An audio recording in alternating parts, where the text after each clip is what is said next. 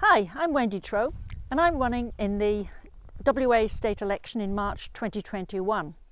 I'm going to be standing for the upper house in the southwest region, and that covers an area from Mandurah to Bremer Bay. I worked in the Air Force, civil aviation and building industry for 24 years before changing over to community development for 18 years. For the past 25 years, I've lived in Balingup.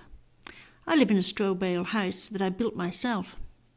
I love living in a regional area, and I'm determined to do everything I can to make sure our children inherit the same healthy, abundant lifestyle that I have enjoyed. This means protecting our environment and making best use of our resources. Running for Parliament has never been on my short list of things to do, but since I retired in 2013, I've been following politics more closely, and I haven't liked what I've seen. It actually started back in 2015 when I heard that they were going to explore for unconventional gas in the southwest region. And this is a process known as fracking. Back in 2015, one of the main problems with fracking was that gas companies didn't have to own the land. They could come onto your land and you couldn't stop them. Widespread community protests resulted in the government changing some of the rules in 2019. Proving that sometimes you can make a difference, but there's still a long way to go. This whole process showed me two things. First off, politicians are out of touch with the community, and secondly, people actually do have a voice, but we don't know how to use it.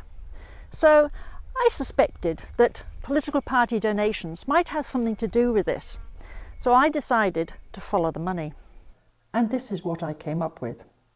Nearly $15 million was donated to the top 6 political parties, but $10 million was received in donations smaller than $12,000, so the names of the donors did not have to be made public.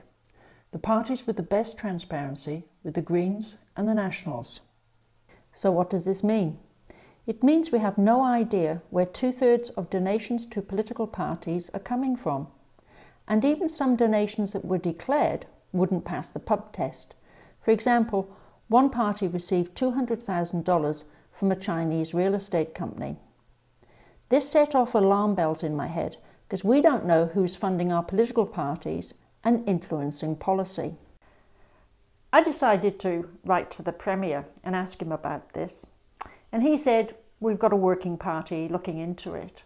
Well, I'm not entirely convinced that the two major political parties who stand to benefit the most from this system are going to make the reforms that are needed. So by standing as an independent, it means that I can really stand for the values and ethics that I feel passionate about. I am self-funding this campaign with a budget of $10,000. I will not accept any donations. If I'm elected, I will share my salary so I can employ 2 people in my office instead of 1. Biggest of all, I will use a kitchen table conversation model to find out what people really want. This just involves getting a few of your friends together to discuss something that's important to you. For more information about how kitchen tables work, see the video links on my website.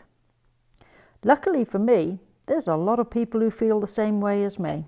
One of the main reasons why I support Wendy is because she has the passion and the patience to read through lengthy reports on important matters and reduce them to one-page document in which she puts all the important points, things we need to know.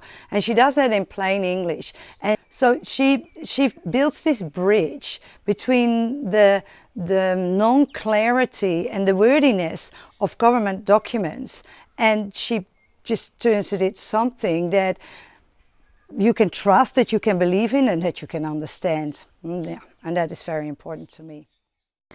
I can't do this without you, so please raise your voice, have your say, and join me on this journey. Check out my website or join me on Facebook.